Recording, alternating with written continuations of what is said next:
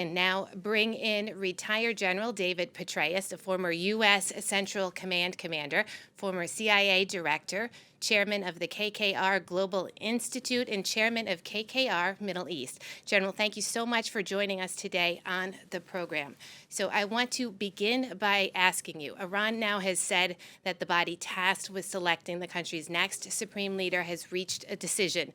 Yesterday, we were already seeing cracks between what the Iranian president was saying and what the Ayatollah's confidant and security chief, Ali Larijani, was saying.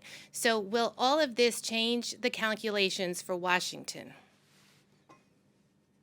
Well, we'll have to see who the new supreme leader is, obviously, and then what is the character of the new supreme leader? Is he going to be another in a line of very hardline ideological clerics? Or will he display a degree of pragmatism, given that his country is being pounded so substantially by American and Israeli airstrikes? Now, since the war started last weekend, we've been hearing a lot of changing narratives. The latest being the Kurds can help, but yesterday, President Trump on Air Force One ruled them out, saying that that would make the conflict more complex. But then he said he hadn't ruled out boots on the ground. So, to recall a statement that you had made about the Iraq War, General, tell me how this ends. Well, I think there are a number of possibilities here. One is that the regime survives, which is, I think, probably the base case. And then the question is, as I mentioned earlier, is the new supreme leader going to be pragmatic, or is he going to be a hardliner who is willing to watch his country be pulverized just so that at the end of this he can shake his fist at the world and say, we won, I survived. That's, I think, the big question here. There is the possibility that some of the minorities, the ethnic and sectarian minorities, you do have Kurds, as you mentioned, there are Azeris, there are Baluchis, there are Sunni Arabs, and so forth, that there could be some kind of internal conflict as they try to take control of the areas in which they predominate. You could even have a degree of civil war, but I think actually that President Trump recognizes that civil war would not be a good outcome. It would bring all kinds of trouble for the region, needless to say. It's similar to what happened with the Syrian civil war, where there were even millions of refugees that ended up in Turkey and all the way into Europe. Well, the idea of civil war, of uprising, as you mentioned there, General, there was a report that has just come out from the National Intelligence Council that was the findings of 18 U.S. intelligence agencies that even a large-scale assault on Iran would be unlikely to oust Iran's military and clerical establishment. So in light of that, what would be the exit plan for the U.S. in such a situation? Well, I think it will be when President Trump decides that we have achieved sufficient the objectives that we have set out, which are to take out the leaders of the regime, take down the air and ballistic missile defenses. That was the very first effort so that we could fly non-stealthy aircraft into the airspace, as well as the stealthy F-35 and B-2 bombers. It's to take down the missile program. Keep in mind that many of us thought that the Israelis were going to attack regardless of what happened within a month or so of now. I was just in Tel Aviv 4 or 5 weeks ago, and it was very clear to me that they were deeply concerned about the Iranian reconstitution of the missile program. So that's been a major objective. And you have actually seen the number of missiles launched down by 85 or 90%, although there still are some. And by the way, there will be a consideration as to when to end the war will actually be with the missile math. How many missiles and launchers do they have left? How many missile interceptors do we have left? The price of Brent crude likely will go up again further. Remember, it was down in the low to mid 60s before all this started. It's over 90 now, and it can be expected to go further if it's not very clear very early on in this week that the traffic is going to resume through the Gulf and the Strait of Hormuz. We're also going after their drone program and the various stockpiles they have of that. The naval forces, over 40 of their ships have been sunk.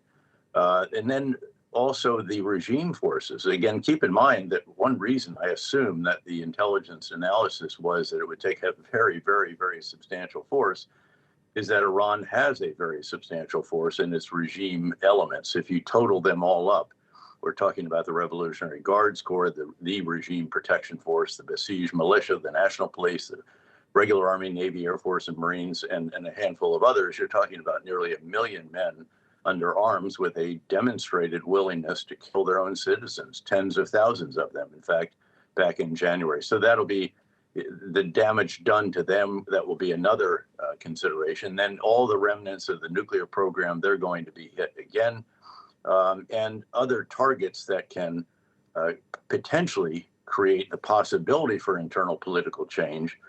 Although the president has been very clear, this is not the military's mission to bring about political change, to bring about regime change. The military mission is just to create conditions in which others on the ground might do that. But again, I think the base case is that the regime survives heavily damaged, probably hated even more by their people, who realize that they should be the UAE on steroids, given that they have many times the population, the second largest natural gas reserves in the world, the third largest crude oil reserves, an educated population, and an ancient civilization. This country should be a superpower in the energy world at the least, and instead it's in poverty and isolated abroad.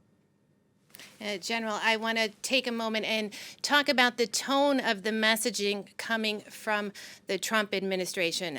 Secretary of Defense Pete Hegseth's press conferences on the war have been polarizing for some. There's been a bit of criticism. They've been described as brash and macho and confrontational. Let's take a quick listen to some of his comments at the moment. This was never meant to be a fair fight, and it is not a fair fight. We are punching them while they're down, which is exactly how it should be.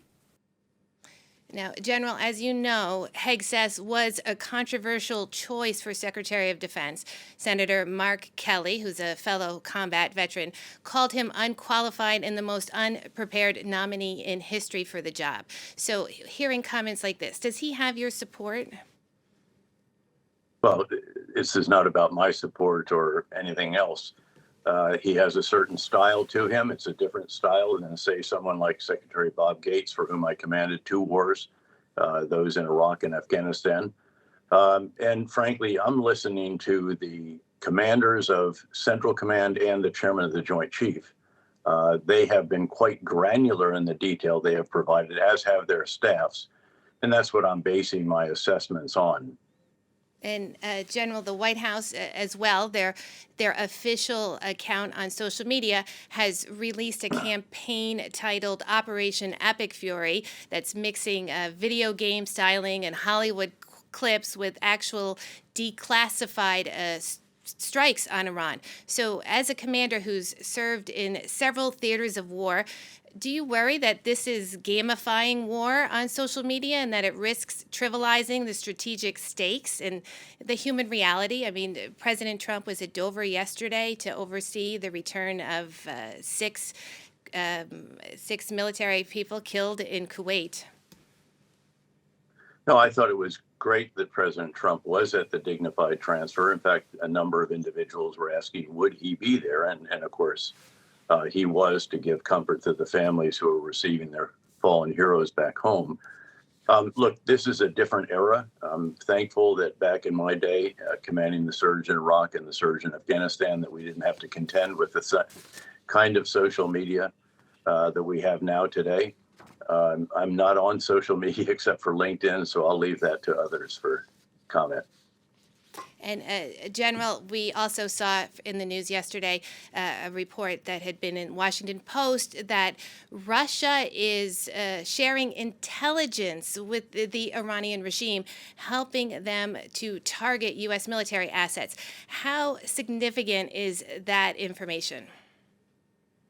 Well, it's very significant because the Iranians would not have the precision without that kind of intelligence. Russia obviously has certain intelligence technologies that enable them to provide this to Iran and again, provide the precision that guides those strikes, and that's very troubling. I think, frankly, that it is long past time that the U.S. Congress voted on the sanctions package that has been in the Senate for a number of months. Senator Lindsey Graham has led the effort. It's a very tough package. 90 of 100 senators support it.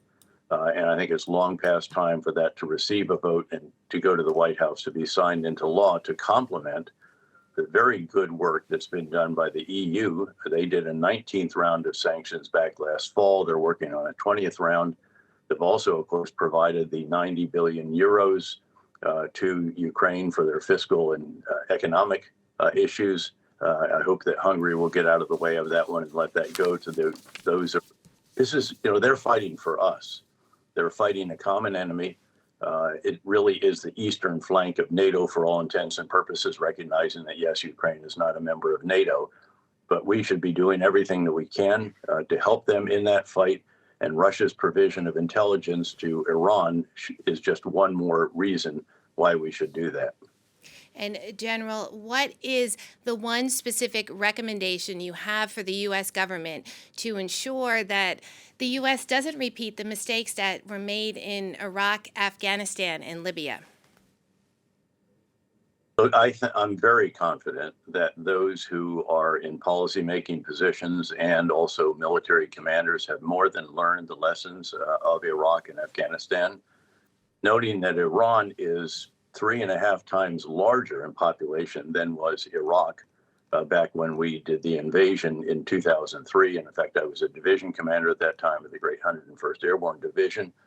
And some of the mistakes that we made early on that made it so much more difficult until, frankly, we got to the surge, changed the strategy, and changed some actual policies to allow for reconciliation and other initiatives that should have been pursued much earlier.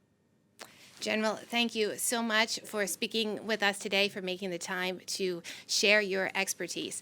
That's General David Petraeus, former U.S. Central Commander and former CIA Director.